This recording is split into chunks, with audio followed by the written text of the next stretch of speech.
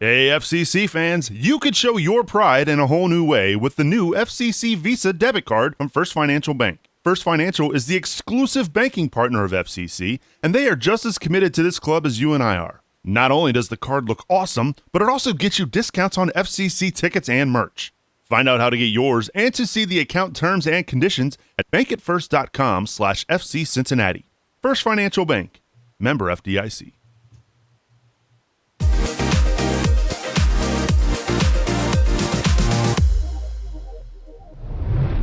Hey, what's going on, CSTers? Welcome to another edition of the Big Show here on Monday night. Post Hell is Real version 1, FC Cincinnati and the crew battle to a 2-all draw at Mapfre Stadium.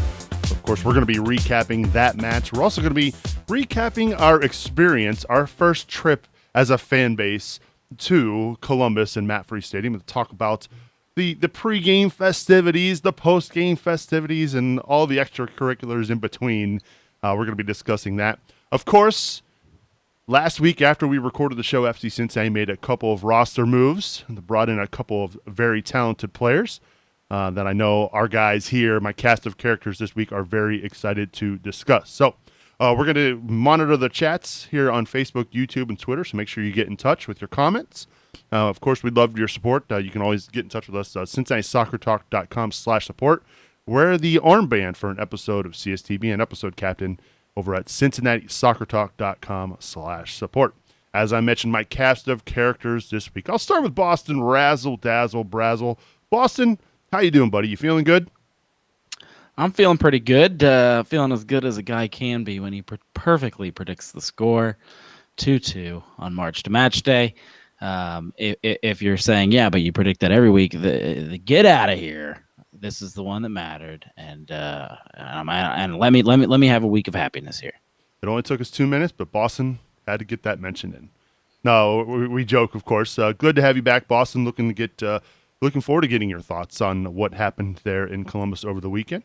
We also welcome back to the show, fresh off single dad duty for the evening, but he's been relieved now that the missus is home. Bryan Weigel graces us with his presence. Bryan, how you doing, buddy? You know, I was pretty excited to come on tonight, Subes. And then, I'm like, who do I get to be with? And I'm like, do I get to be with Brad? You're like, no, he's in Scotland. Do I get to be with Bill? No, he's in Netherlands. Do I get to be with Coach? No, he's getting his story together. You're with Boston. Yay. Oh, man. You're so lucky. No, I'm just worried you're going to ghost us, pal. I mean, you just disappear.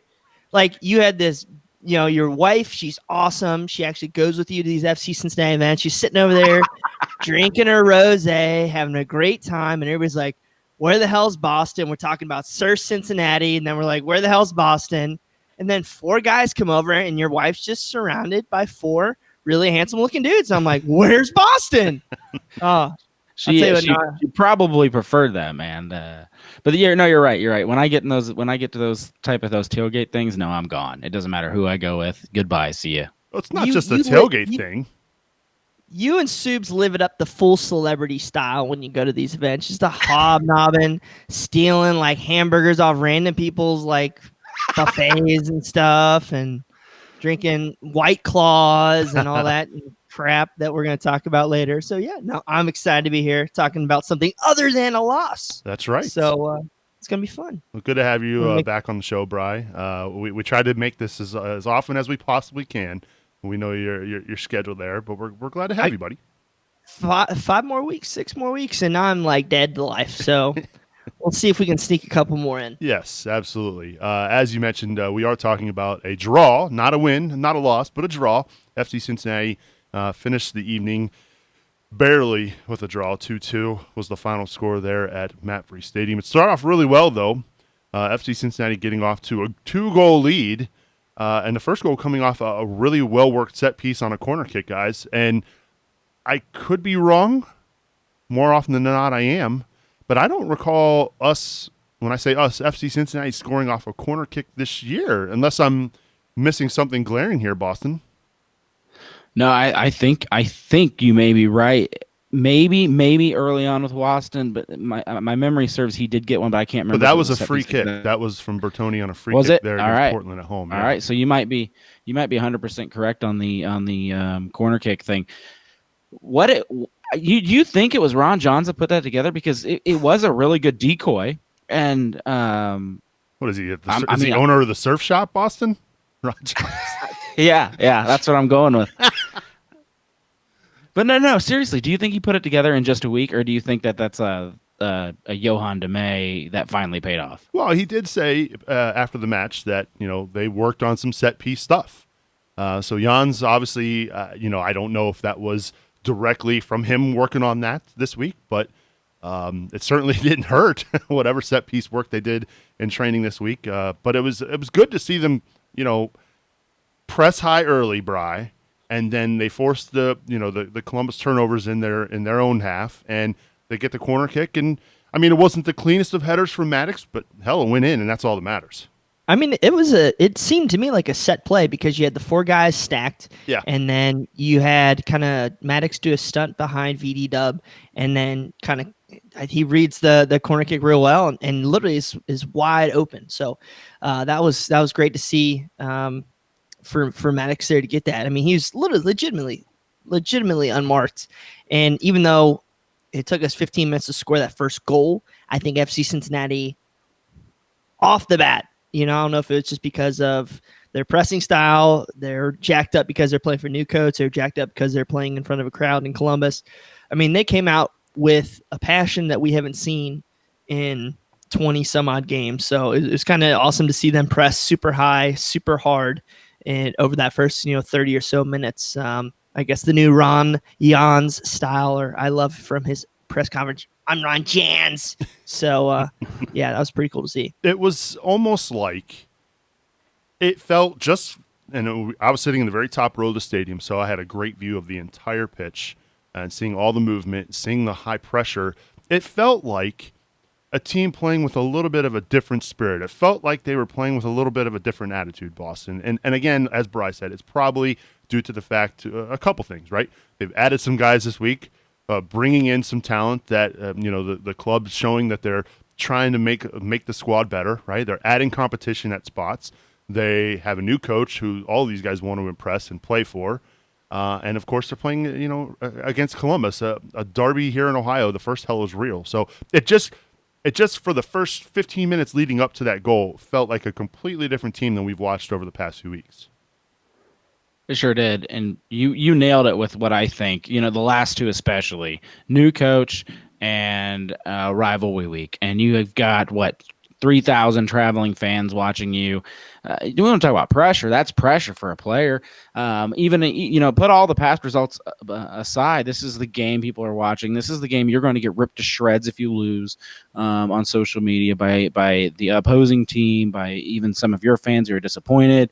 So everyone has to step up. I was actually shocked Columbus started so flat with as much talk as I was hearing coming out of their locker room building up to this week about how important it is to them. We're getting a lot of comments here, Bri, too, here in the chat. This is from Twitter. I don't know how to say your name. I apologize. Red Aleros. He says, "Does it help when you have a coach at the helm and have direction?" Yeah, so unlike your car following the match, Subs, FC Cincinnati was ready to go, and Oh, no laugh there. Love it. You kind of stole my point for later, but all right, go ahead. I stole your point. Love it. Love it. So, but here's the thing. I want to give props to Caleb Porter because after about 30 minutes, I think he made a good adjustment. I think FC Cincinnati caught Columbus off guard. They weren't used to seeing a team that are pressing so high like this that was attacking the ball, and I think they were caught off guard with how we were deploying both Cruz and Yo a little bit more forward to kind of take Trapp out of that game. So after 30 minutes, I think that tactic, I wouldn't say it is just because we ran out of gas, and maybe that was after the 60th minute, but I think Columbus definitely adapted pretty well after that second goal. And the second goal, again, coming from Manu Ledesma, who, before the season, gents, I honestly did not anticipate Ledesma having this large of a role with the squad. I thought at best he was going to be a bench player, one of those guys who gets some minutes here and there. But down the stretch the last few weeks, he's really played a pretty pivotal role for the squad. 4 goals. Yeah, I think you would have taken 5 goals at the beginning of the year and been like, that's going to be an amazing year for that player. So yeah, I think his roles are probably going to be a little bit more limited as the season goes on, Sure. Especially with Etienne and Zhao, who we'll talk about a little bit later. But he was, I wouldn't say he was pressing extremely high on that right flank. You'd honestly see Cruz sometimes press a little bit higher than Ledesma, and Ledesma kind of drop in a little bit, maintain that defensive cover. But overall, yeah, he's a smart player. He gets in the right spots. That cross that came in from Lamar. I don't know if it was a back heel from either Maddox or Cruz that fell to Ledesma, but he put it on his left foot real quick, slide it far post, which, I mean, he's going to hit that 90% of the time, I think, so it was great for him. Yeah, I think Manu is one of those players that offers a lot to me if you give him enough time, like if you give him space, if you give him time. And so I think it's important for the new coach, if you're going to work Manu in and he's still part of those plans, whether it's half a game or coming off the bench, he's a player, unlike Maddox, that I think can make a difference if you give him the scenario. I think he does need time on that left foot to get going. Maddox, to me, I mean, it's just another game we didn't see him score an open play. And I mean, yes, he got the set piece. It was drawn up well. It worked. You drew a player off, but I wasn't impressed there. He was in the whole game. I think Daly came in 9 minutes remaining of regular time, and I would just like to see just a little bit more. I think the stat that got me after the game, that was Maddox's only shot on goal. Because he has nobody playing him the ball. But they had the ball most of the game. I mean, possession. Our between VDW, Waston, and Stanko, we had the ball for 30% of the game. You have a guy in Maddox that is just, I mean, he's going everywhere to try to get any possession up for it. I mean, he's got Lamahu out on the left, who I think he must be playing hurt or something. I just don't think he's there. He's not quick dealing with the ball. And then he's dealing with Ledesma, who rips a shot. So, I mean, this guy's trying to maintain possession as much as he can, and he does pass the ball fairly well on that front. But, I mean, I don't think he's going to be a target striker. He was also going against 2 massive bodies in Crognali and Mensah. So, I mean, you look at our guys, we look super tiny compared to the Cruz squad that was out there over the weekend. But it's just hard for him because he just legitimately was not fed at all. And it was basically him on his speed, him trying to deke people to get any chance to go and goal, especially after that 40 minutes. He was, after the 35-minute mark, I mean, he was just on an island. And I think, too, he's being asked to press a lot, right? And that stat is not going to show up in the stat box, right? The amount of effort he put in to apply that high pressure, you're just not going to see that in a stat box. So he's doing a lot of work there that goes largely unnoticed. I see what you're saying, Boston, about not being able to score on the run-up play. I get that.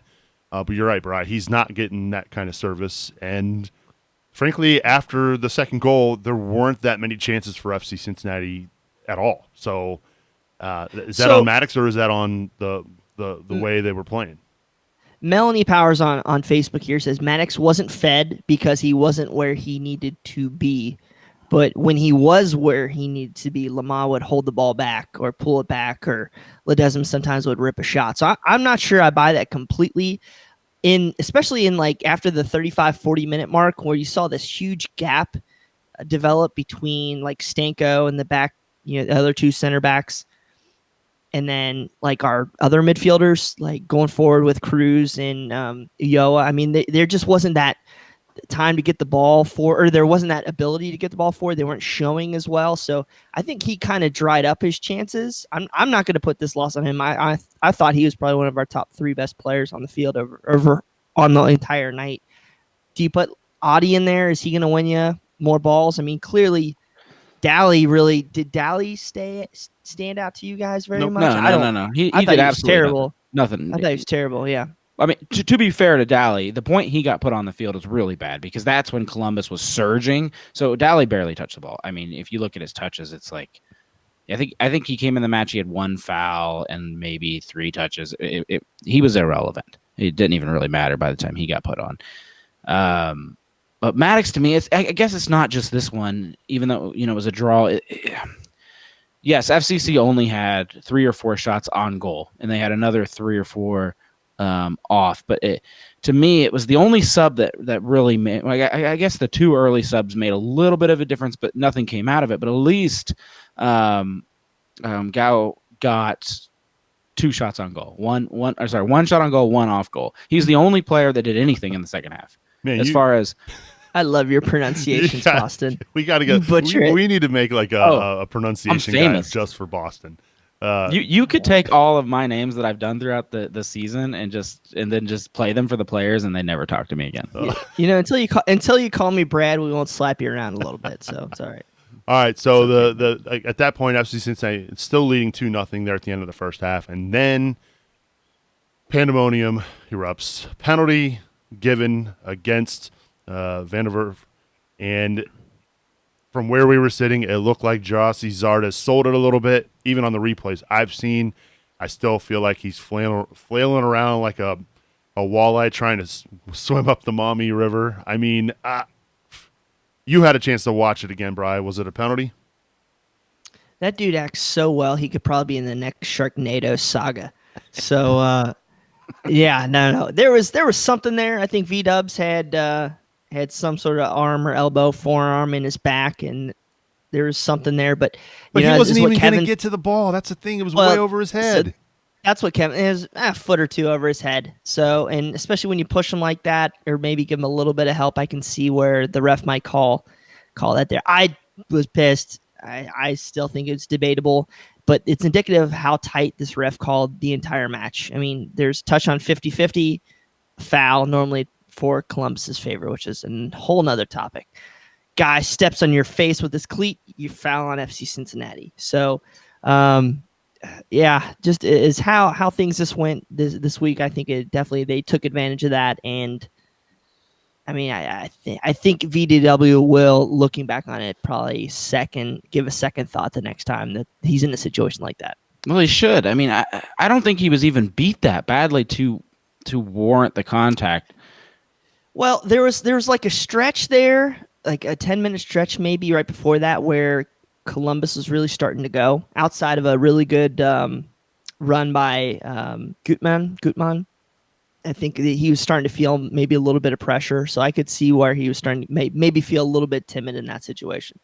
Yeah, but that's one of those things. He's going to look back at the film and think, I probably didn't even need to put myself in that position, being that close, being that tight, putting any kind of arm or touch on him.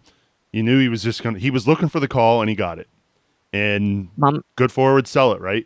And Mama Soup says BS call. Wow.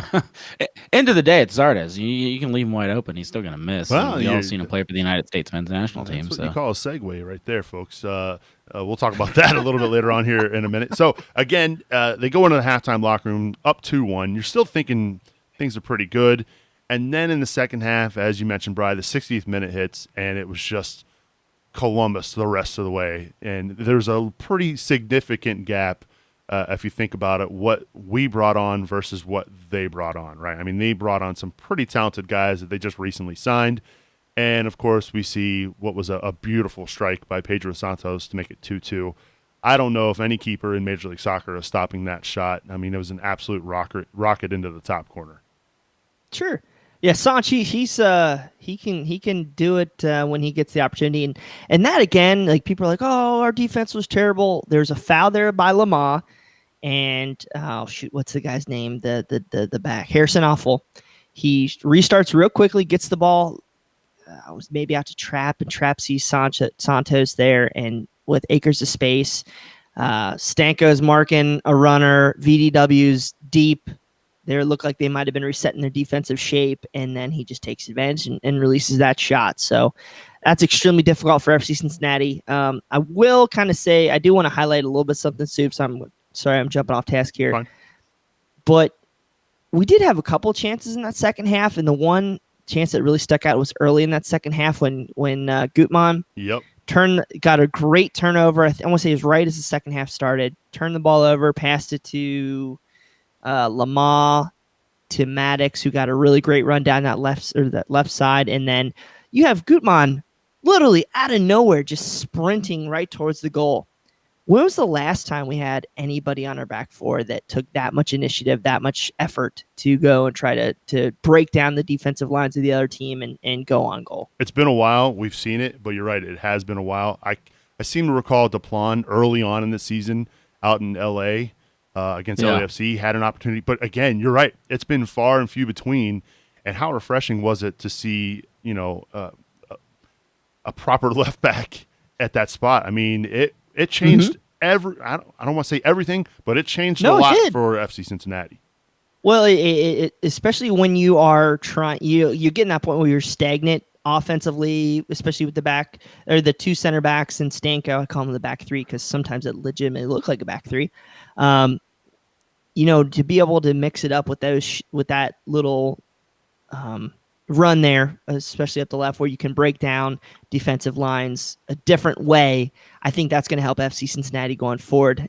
I honestly hope maybe Garza can get healthy again and play left back. Can Gutmann play right? I have no idea. Would love to see something like that. But I think it gives a heck of a lot of advantage for FC Cincinnati going forward, knowing that we're going to have at least that in our pocket. And that's going to be something that other teams are going to have to consider versus just marking out Cruz or marking out Amaya when he gets back. It was to be fair, Go ahead, Boston. Sorry, we haven't seen this since the Garza was in, right? Because Garza's a player that the coach trusted. Like, yes, you can leave your position. You can go all the way into the attack because we trust that you'll get back. Duplan tried it at first, and then we were getting beat so bad, they said, no, stay home more and don't go past don't get into the final third. You can run past midfield, but then cut it out. I think with the new coach, there'll be a lot more freedom given to these players, and I do think, switching to Bryan's comment, I think Duplan's going to step it back up.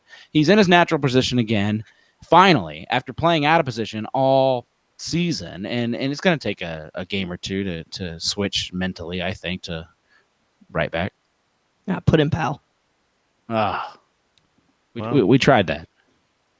So, I mean, we see Gutmann get his debut for FC Cincinnati, and you're right. It was just within the first 3 or 4 minutes of seeing him on the pitch, his first few touches, that was a big eye opener and really refreshing to see.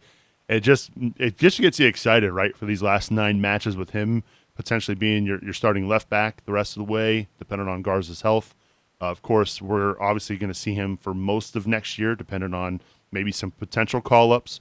But it's not just a bright future for left back for FC Cincinnati, but I honestly could see him being potentially a left back in the international team with the U.S. men's national team. Now, I know he's still young. That's a lot of pressure to put on him at this point, but he's got a really bright future, and it certainly showed over the weekend.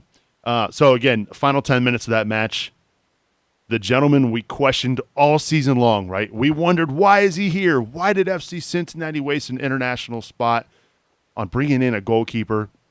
And I'll tell you what, he saved the day in those final 10 minutes with some huge saves to keep this a 2-2 match, Boston. Titi earned a Team of the Week nod with Major League Soccer, and he made some massive saves there at the end. Yeah, I hate to admit it because I've been Team Richie this whole time. I'm still hesitant to even to even credit TT because I'm so Team Richie, but I have to give him credit where credit's due. I thought he had a stellar night. I still don't know if he's like my starter. I still don't agree with the move to waste international spot and $300,000 on him, but he saved us. He saved a point there after and I don't even really blame him for the 2 goals. I think his teammates let him down on the penalty kick, and then I don't think I can blame him for the other goal. So as far as I'm concerned, he was blameless all night and did a stellar job. Well, even look at it in the end of the first half when he denied Zardes at the point blank opportunity, not to mention what he did in the heroics over the last couple minutes, which earned him an MLS Team of the Week nod. So congrats to you, TT, there. But yeah, I mean, you see he's playing with confidence. He's able to distribute the ball fairly well to his roster. He organizes the line. So I think it's an uphill battle for Richie to regain his spot. I agree with you, Boston. I am kind of a Team Richie. I love it. The USL story, he was really bought into the club. But I think TT's really earned a shot. We'll see how it goes. And the fact that, he denied, especially that like last second shot there with Zardes' header, I think really just sealed the game. And anybody who can take a slap from Waston like that earns at least another start. Played really well Saturday night, and you're right. It's obviously Jans has some choices to make when Spencer Richie gets back to full health. So we'll see how he proceeds with that. We did see a couple of debuts for some new guys. Joe Jiao, as we like to say, Boston. Bryan's favorite player making his debut. Bryan, I know you've been waiting about 27 minutes to finally get a word in on Joe Jiao, but he makes his debut. And, he had a shot. It went a little wide of the net, but you could see when he had the ball, he looked dangerous and looked a threat. Oh yeah, he'll get his shooting boots at some point. We all pray for.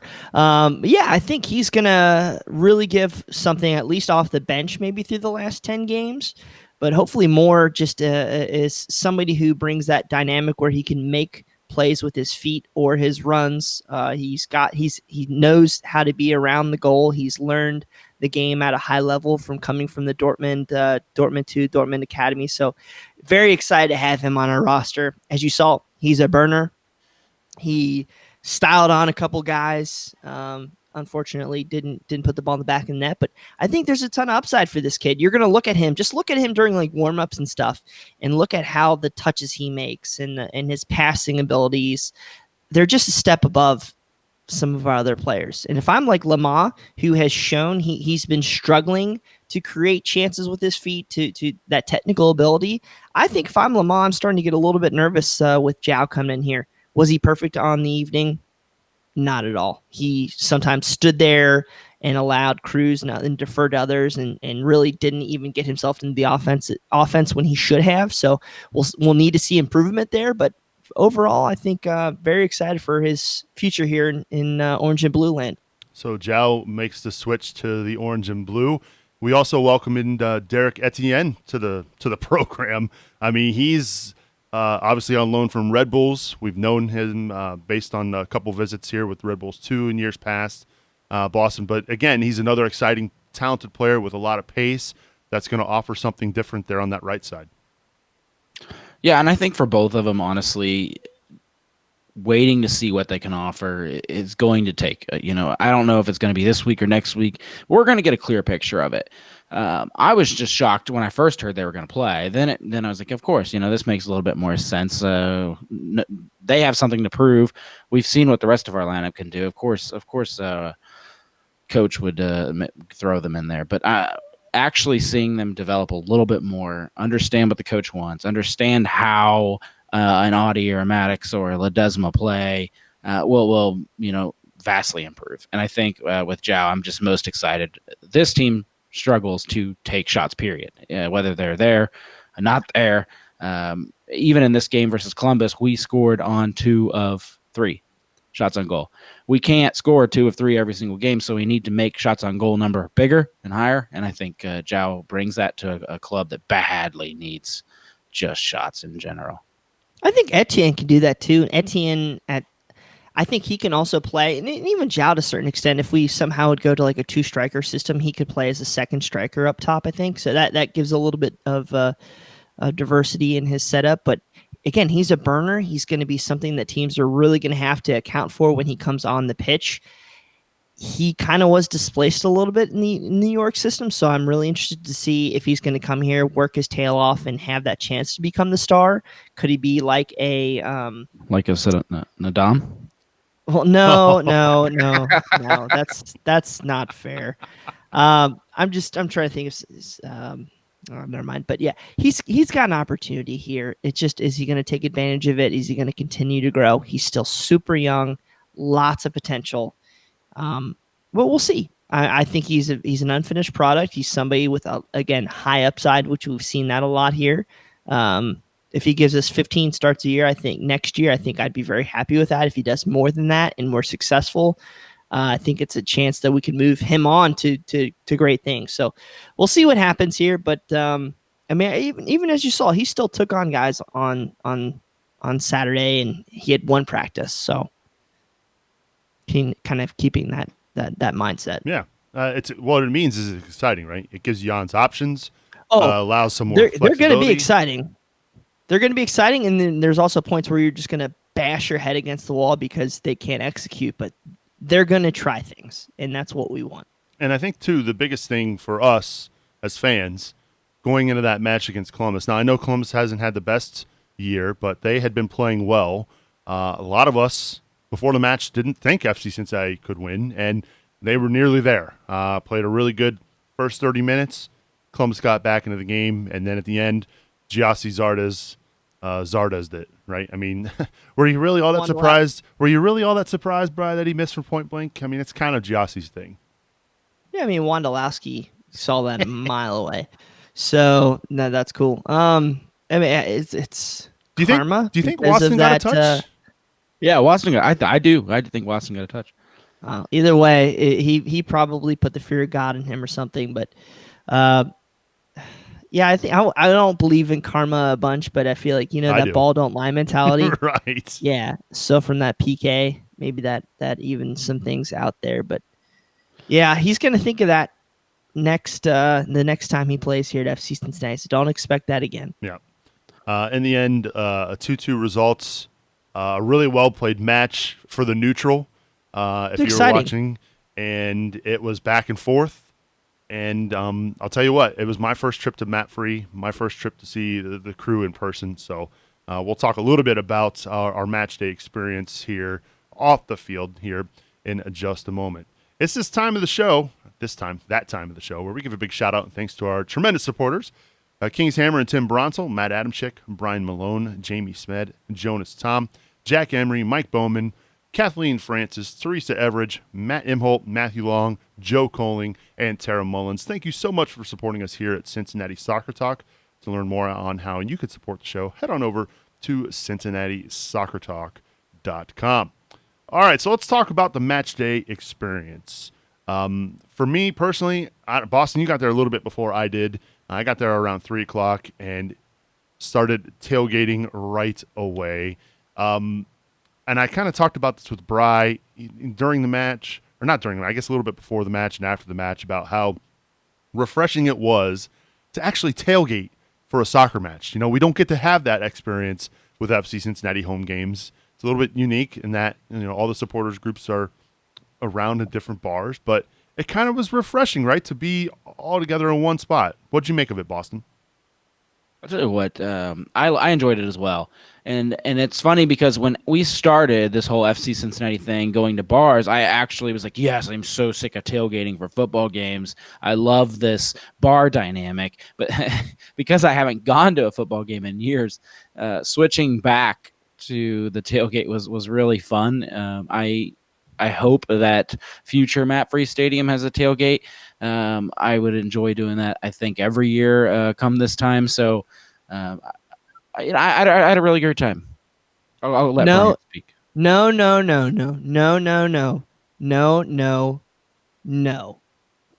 I'm never going to tailgate again with the Superlings because Ben and Allie ripped me to shreds the entire time. Don't burn my hamburger. Don't do this. Don't burn my hamburger. It's a hockey puck. Oh, it's smoking. No, it was No cool. comment. It was really funny.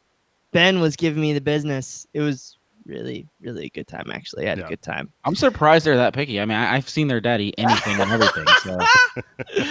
No, they were good. They were really fun. The problem I do have, though, is that I learned that FC Cincinnati fans really like poor beverages. Like Natterdays and rosé and wine coolers and Kona drinking like sparkling wine and ciders. What happened to good old American beer, people? I had a case of beer I brought up. I was driving. I'm like, I'm gonna have a case of beer and just give it out to my friends. And no, nobody wanted beer. My man Paul Hecker, though, was the only guy. I just loved him. Want to give him a hug. He had his Woodford. He was having a great time. Shout out to you, buddy. What's up with our culture? White Claw FC, is that what we are now? White Claw FC? There was a lot. Dude, well, I think it's not just FC Cincinnati. It's like this national craze, right? Everybody's drinking seltzers now. I don't get it. I personally brought up some Moreline Blood Orange and Mad Tree Shade with me. I'm big into the craft brew scene. I'm guessing I'm still stuck in the past because everyone's moved on to these seltzers. I mean, even what FC Cincinnati even has these Braxton. How do you say it? Viva Viva something that they sell at the games now. Don't lie. I saw you drinking the White Zin earlier. So come on, man. No, I apparently didn't drink enough because I still have these leftover beers from the tailgate. That's what I'm drinking tonight. No, I mean, you're right. Hell is real. Hell is real. It was a great time, right? And I think I loved it because, look, when we're at Mex or if we're at Top Cats or Hangover Easy, we're all in different spots, right? And you don't get to see and you guys are friends with other people who are in different supporters groups, but it was just refreshing to be able to see all of us in one area and, or if you're like Boston, walk off and not know where he went for hours. We got to hang out. We saw, and I don't know how this worked out, but there were some crew supporters in our little parking area playing cornhole, and it was civil, right? It wasn't like obnoxious. People weren't being ridiculous. It was civil. Even when we marched into the stadium, there were crew fans who were being civil. I shook a couple of their hands and just said, like it's going to be a fun night. It was, for me personally, I didn't have a bad experience with one single crew fan. Did any of you two, run into a crew fan or have anything negative to say about what happened? I don't. I went all the way over to the, what do they call that? The mega tailgate area in the crew. Matt Morgan, the guy who we did March to Match Day with, the man who some say led that Save the Crew movement and Aces Radio. And, even walking through there, no one even, I was surprised. I expected some ribbing, but no, we got very little. And we asked several different tailgates as we went, like, hey, where's Morgan? Do you guys know where Morgan is? And, just keep headed back. Everybody was super nice. We finally get there and they were giving us beers and it was so friendly. It was weird. I didn't have any bad experiences with crew fans there. A couple middle fingers and stuff like that. That's all said and it is what it is. I do have something that I think we need to implement though next in a week and a half, whatever it is. So when you go up to your seats upstairs, they made you pour out your beverage into a big solo. That was the worst. So I don't know if we do that. I have a better solution. I just don't think we allow crew fans to have drinks. I really think that's what we need to do. They need to suffer. No. They had a can throwing incident. I bet that's what that's from. A few years their ago. Their fans are the ones that did that. Yeah, but I think they ban them stadium wide now. If you're anywhere in a throwing range, I don't think so. Really? Is what it is. You think it was just us? Oh, I don't really care either way. I just think we need to poison them or something. Either way. So we're not allowed to sell them Rheingeist. We have to sell them like Natterdays or whatever the natty seltzers that Boston Brazil has on tap. I think Rheingeist is an official crew sponsor, by the way. They're not. Yeah, they were on the bottom of the scoreboard. Yeah, I saw that. So Braxton for life, whatever it is. So no, they're good people. A lot of us were crew fans, so a lot of us actually had friends up there. And some of the best time I had during that match was like in the first half. I kept texting my buddy, "Hey, buddy, why are you guys so quiet down there? Why is the Nordeca so quiet? You guys are lame. This is just the biggest game. Why are so many empty seats?" Man, I don't know. Patty on They might think I'm an asshole, though. Patty on Facebook says, "Dude in front of us dropped a third of his beer on his wife due to the cup." No, those cups, Party foul. They do. They stink. When you're trying to like jump up and down and score a goal and you're oh yeah, all my beer is swooshing around in this stupid thin plastic cup that's barely.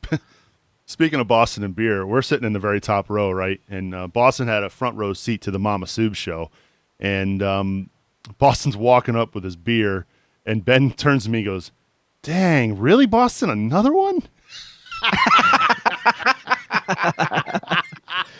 Oh, I could not stop laughing when he said that. That's why you get a hotel. You get a hotel, you can do whatever you want. Oh, yeah. Okay. So, yeah, listen to this. So, we're all bitching about like getting out of the parking lot and everything. And Boston sends us a text message at like 10:02 p.m. "Hey, guys, I got out of the parking lot in 5 minutes. I'm already in bed." First off, lame. Right. Second off, lucky bastard. That's what you are.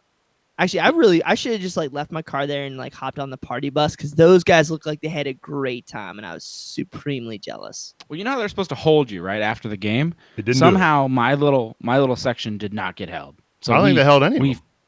They held us for like 5 minutes. Oh, really? Yeah, we flew out of there like the moment it was done, and I was one of the first cars out of the FCC lot.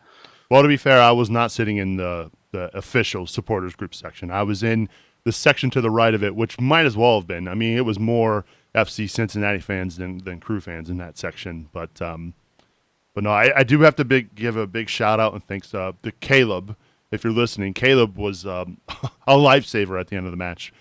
We spent the whole afternoon tailgating.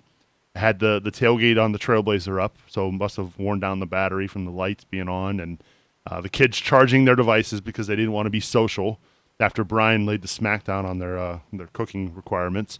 And then, so before we left for the match, I actually turned my car on just to make sure it was going to turn on. And it did. But then we got out after out to the parking lot after the game, and it did not. And Caleb and Bryan were super helpful in getting the car jumped and started, and that would have been an awful – I would have been crashing Boston's hotel party on Saturday night if I hadn't gotten the car started again. So I was asleep before I'd ever even known. Awful, lame. Yeah, but Caleb, thank you so much. Jono was also there helping us out as well, and I had a blast. Was John helping? I think he was more talking smack about your car. Probably. I don't know. I had a few. Ken Hecker also talking smack about the vehicle as well. Yeah. And I'll tell you what, the one thing we did forget to talk about was how plastic some of these Columbus people are, Subs. Explain yourself. With this? Oh, come on, what? So we had this great experience. We're having a great time, and all these Columbus, I hope they better have been Columbus because they're FC Cincinnati fans and they're great people. But they wanted us to, what was it? They wanted us to all hop in your car and drive around the parking lot. That wasn't Columbus Crew fans. That was Major League Soccer. Sure? That was Major League. Oh, the league is so smart then. They're really good people. Idiots. Seriously.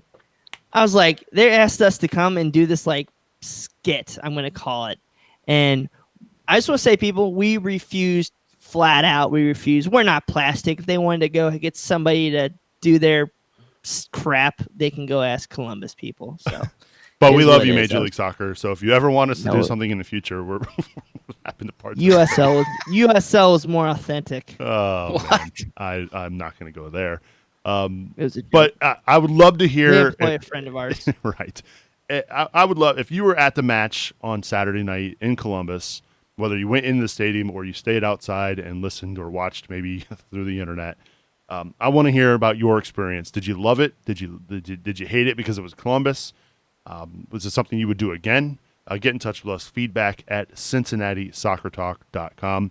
I thoroughly enjoyed the tailgate, and I really wish we could do that more often. So that's something I plan on doing for years to come. Hopefully, Columbus doesn't build that stadium for another 10 years because that was my first time at Mapfre, and I really did enjoy myself. So. Well, if that's the scenario, Subs, they don't build anything new, they're gonna be in Cleveland. Yeah, The other disappointing thing is I don't understand why they can't. I don't understand why they can't fill it, Bry. Really. Let me tell you this story too. So I was sitting in the top row right next to the security guard, and he could not have been more nice, right? Had so many questions, didn't understand what FC meant, didn't understand the rules. I had to explain offside to him. But after the match, as I was walking away, I said, "Hey, man, come back. These are fun, right?" And he had a big smile on his face. He said, "Yeah, this was pretty cool. I enjoyed it." So hopefully, folks who hadn't been to crew games all season long saw this rivalry, saw what the stadium was like, the atmosphere was like, and they fill that place because there's no reason why they shouldn't be.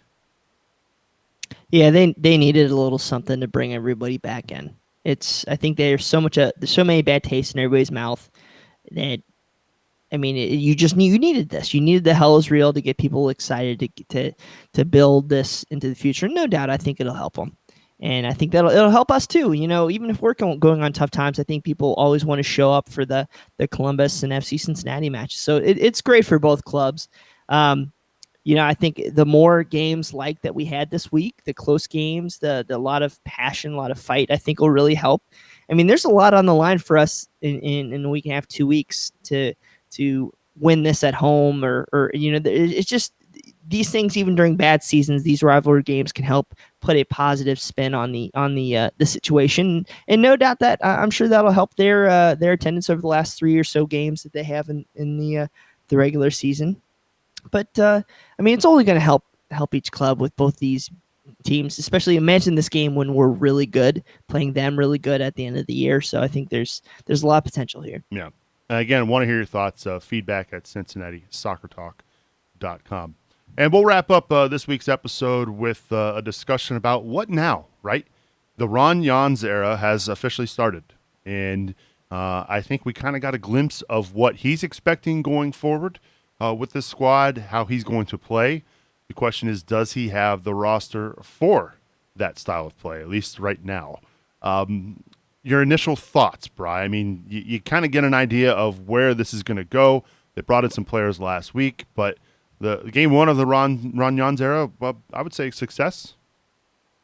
Looks good. The dude can also talk some smack about an opposing club, so I like that too. But yeah, I think he's going to bring a lot of passion. You saw how he laid his guys out there for the first 30, 40 minutes. Is our team in any physical shape to do that system right now? No, but as long as we have some of these guys that can come on over the last 30, 40 minutes, I think it'll be great. Overall, I think he's going to have a clear vision for this club. He's going to shake some things up. I think he has that cachet that some of the veterans, some of the big money players will listen to him, where they might have rebelled against a Koch or a DeMay. So I think those little things like that will really help build success. He's got a short contract, so we'll see how it goes.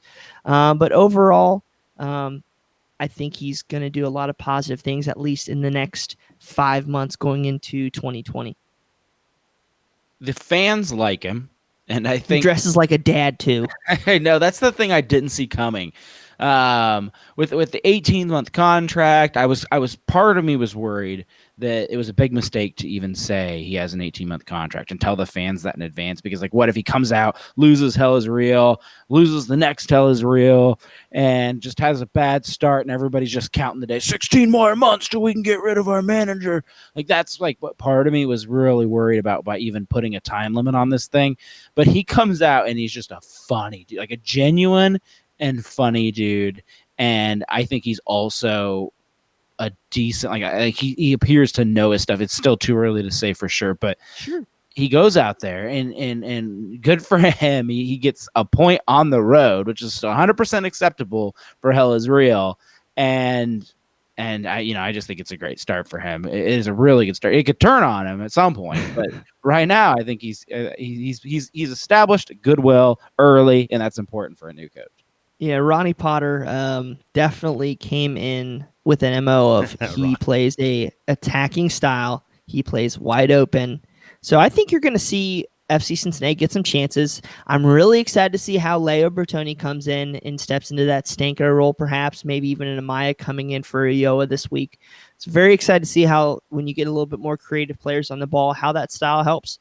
I could absolutely see this team being like, let's score 3 goals a game and just hope the other team doesn't score 3 or 4 over the next year or two. So it's going to be exciting. And I'd rather have that. I mean, when he literally tells Gutman, get your butt up the field, I don't care. And we're going to give up, as we did, we're going to give up counters.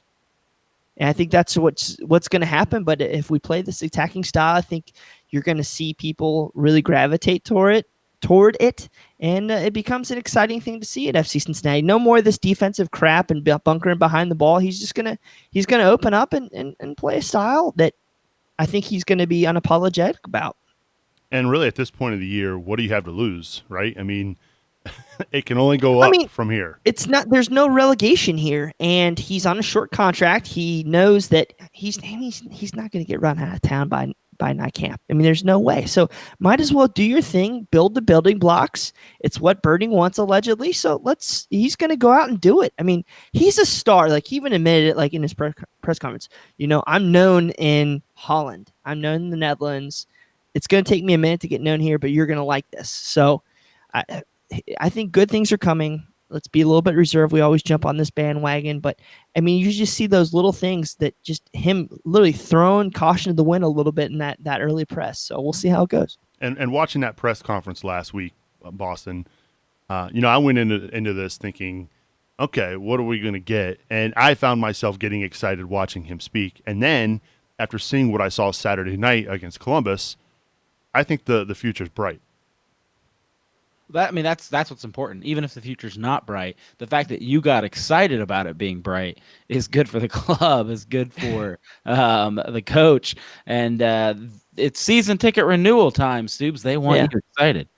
Give us a week, right? Give us a week. Yeah, and more importantly, I do love that he likes to throw shade at Columbus already.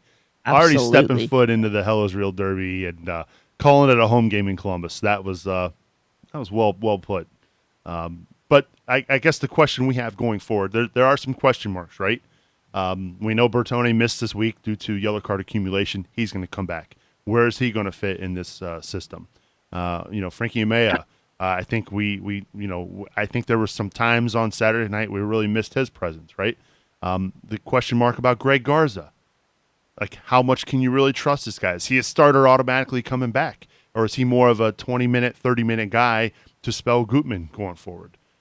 He's got some choices to make. But if you're Jans and you're handling the Greg Garza situation as we speak, Bri, which way do you lean? Oof. Man, that's a tough one. I think you got to put them both on the field if you can. Honestly, Deplan, I don't think this was his strongest game of the year. And if you're going to go really hard and give up some space, I think it's nice to have another burner to come back like that. So if you can, if Gutman's comfortable playing on the right, let's try it and see what happens. I mean, if you can have 2 huge assets like that on your team, Gutman and Garza, might as well have them. And plus, you need to build up Garza's value if you can right now, because you can't. If you're going to trade him, you're going to get rid of him for peanuts. So. Yeah, that's another big question too. Like, what are you going to get for him? Because again, unfortunately, his reputation kind of precedes him, right? I mean, it's not entirely his fault that he can't stay healthy, but at the same time, like, that's a lot of money invested in a guy who's not playing. Plus, you look at that side, but then you also look at the Gutman side, where you want to have this kid have a good impression in your club, because he's a guy that has a lot of upside, has the potential for U.S. men's national team. He was in the January camp, I believe, and you don't want him to be like have sour grapes about your club like he did with Chicago. So I think you're going to see him play, and regardless if it's right or left, I think you're going to see FC Cincinnati give him every opportunity to succeed, and then maybe in a year he doesn't qualify for the UK work permit and he has an opportunity to sign a full-term, long-term contract here. So hopefully that could be something that works out too. So he's a for real player. Yeah, I'm going to read a couple of these comments here. Melanie Powers says, with a bit, I think that's a heart emoji of some kind. I'm not into the tech kids. Ask Bryan. She says, love yawns. Mama Soup says, I love tailgating. Let's see here. Wesley Jackson says, Ron Jans is just fun to watch and listen to. I love his candid answers, even if he doesn't mean to throw shade. Joe Pipitoni says, energy is contagious, Boston. I like that. Energy is contagious. And he's right. Yeah, I think so. And really, how exciting is it to finally get healthy? You know what I mean? Like, we sat through Gold Cup, we sat through injuries, and I think fans are going to get a little bit of a taste of what we were trying to do, but didn't quite get there at the end of the season. Even with the mid-season acquisitions here, or the, I guess, late season acquisitions we just added to the team. But if we get to the point where we have two left backs and they're both too good to start and we can only put one on the field, then I mean that's look how far we've come if we're debating who should have started in the last win, I hope we get there. I don't know if we'll get there. I don't think it's a problem right away. Garza is going to have to be worked in slowly, and so I think Gutman's got the job here for the next couple weeks. Gutman. I was going to let you do it, Bryan. I was guilty of it last week, but Mike Berryman in chat says, "Where's Adi? Buy high, sell low." That's another question Ron Jans is going to have to answer. What do you do with him when he gets healthy? Do you put him out there? I mean, that's a large chunk of your roster right there. Again, not You're playing not and not. Adi. What was that, Boston? I just don't think I think Adi's unsellable right now. I don't know who buy if you sell him, it's a loss. I think Adi's on this team next year. Dude. Yeah, if you can cut Talk him, about bringing a podcast to a screeching halt right there, Boston. Yeah. If you can cut him, if you can get rid of him, get rid of him, because you can use that $2 million. That's a lot of money, guys. That really is a lot of money for some of these European players coming over. It doesn't go away by cutting him. Well, no, We you still can owe do it what to him. the LA Galaxy did Well- and buy him out. Well, so that, You well, can buy exactly. one person out, right? You apply that money. He's still going to get paid. What I'm saying is, I'm just saying, if you can get rid of him somehow, if it's physically possible to do it, please try and do it, because that is a huge hole. Whether it's a max roster budget charge or just even applying, $1 million to two different players. We need to have production out of that spot, because it's killing us right now.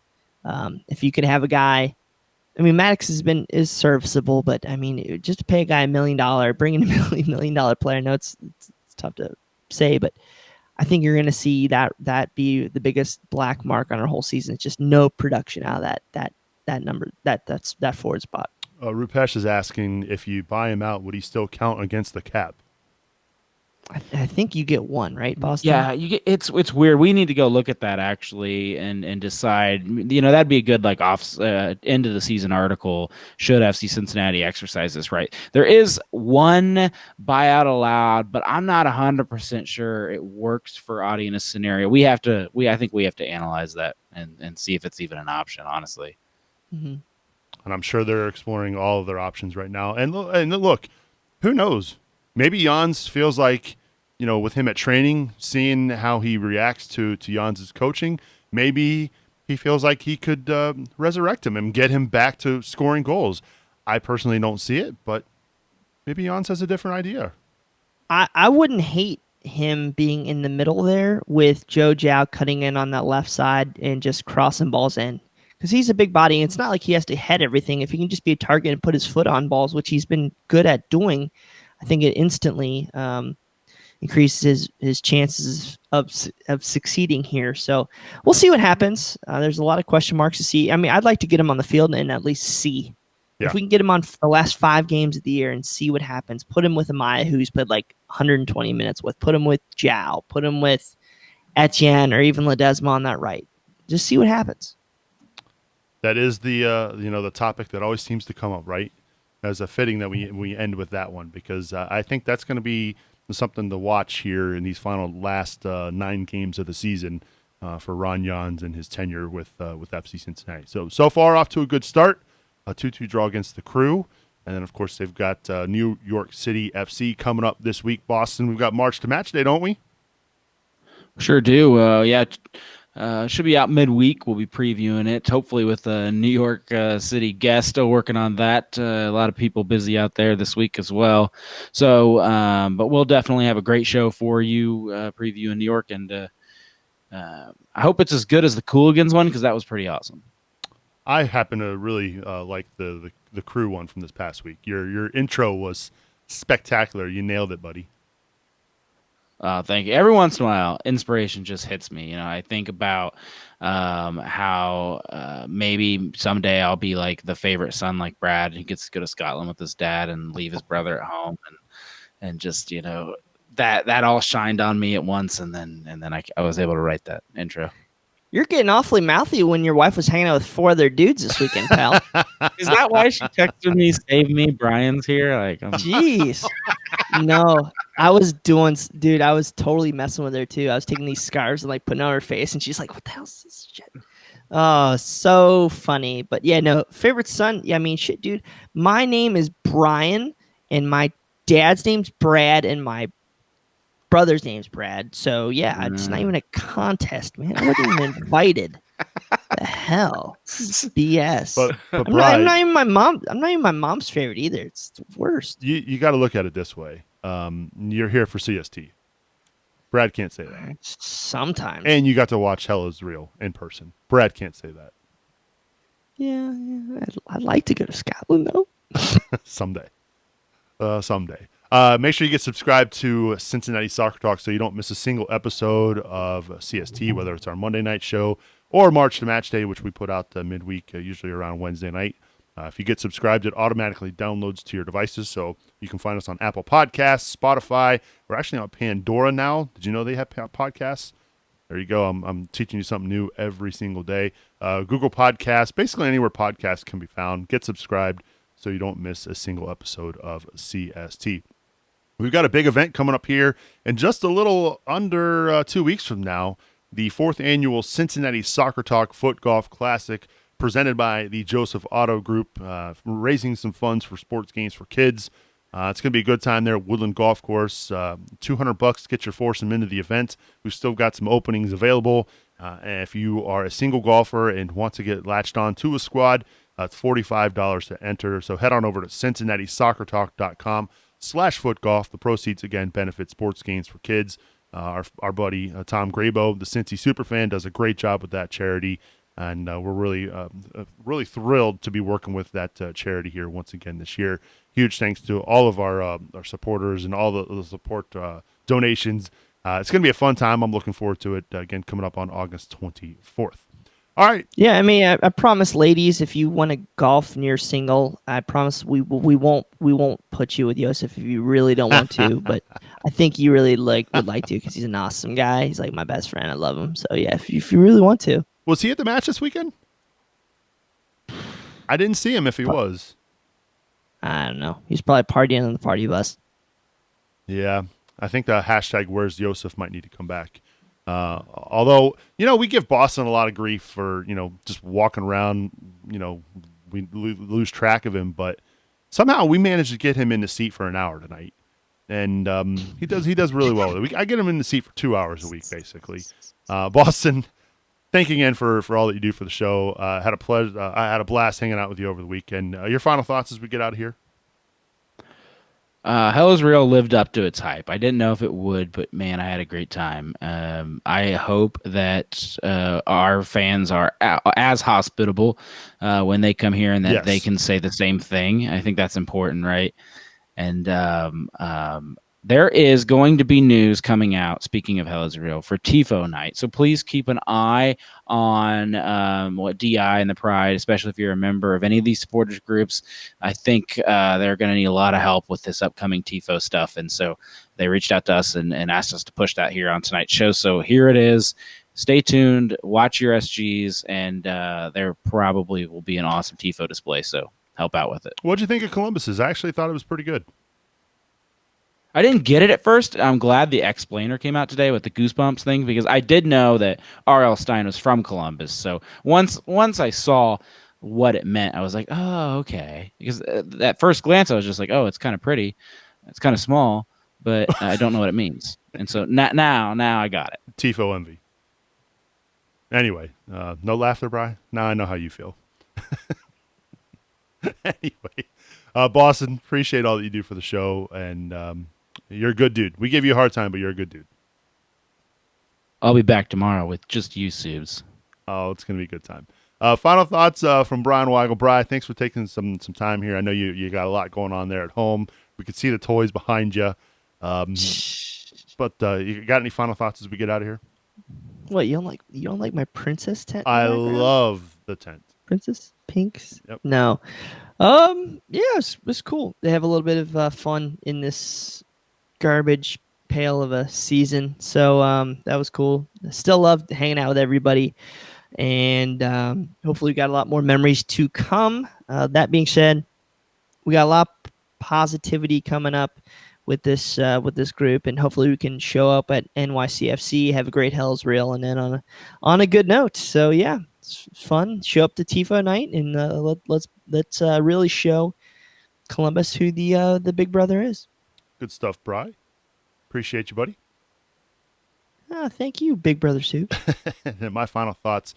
I reached out tonight on Twitter asking you what we should talk about on the podcast this week. And Brian's good buddy, Barrett Cohen, alumni director at the son of a Moeller High School, said we should talk about Moeller soccer. And so I'm going to do that, Oh, being a Moeller son, alum. I'm leaving. We have to give a big shout out to Mike Welker, who's the head coach there. They have done a great job there at Moeller. State runner-up last year, Division I. They're currently right now ranked in Top Drawer Soccer's Fab 50 preseason poll. They're 17th. And quite a few Ohio soccer schools in that Fab 50, but 17th nationally. That's a pretty great ranking for the Moeller High School. I never thought I would do the part. I always make fun of Brad for doing it with Ohio State, so I'm actually going to stop doing that now. All right, so I think we need to have a little friendly wager here. I think LaSalle. Okay, so since you're 17th in the country, if LaSalle draws or beats Moeller, I think I deserve something. Okay, I'm in. I might get in on this too, just because I worked with Mike Welker in the past. Boston, you're not. No, I like the guy. Shush. I love you. You're great. Coach. He's going to school you. You're not a GCL. School you. You're not a GCL bunghole. You're fine. What? I'm a GCL bunghole. It's okay. It's a joke. God damn it. Yeah. So family friendly. Friendly.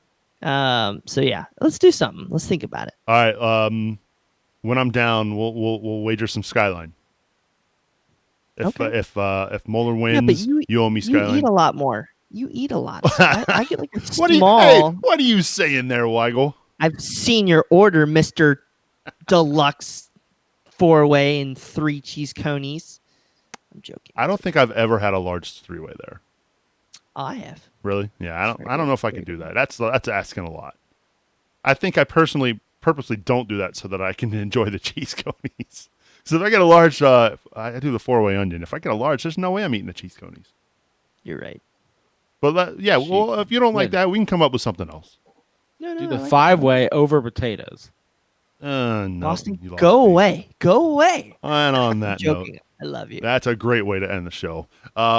Again, I want to thank everybody for tuning in live, watching us on Facebook, YouTube, and Twitter. Get subscribed. Head on over to Cincinnati Soccer Talk for the latest. Thanks to everybody who read Subs on Soccer last week. We'll have another edition of that coming out this week as well. So for Boston, Razzle Dazzle Brazzle, and Brian Weigel, I'm Subs reminding you to watch your tackles, and we will see you all next week.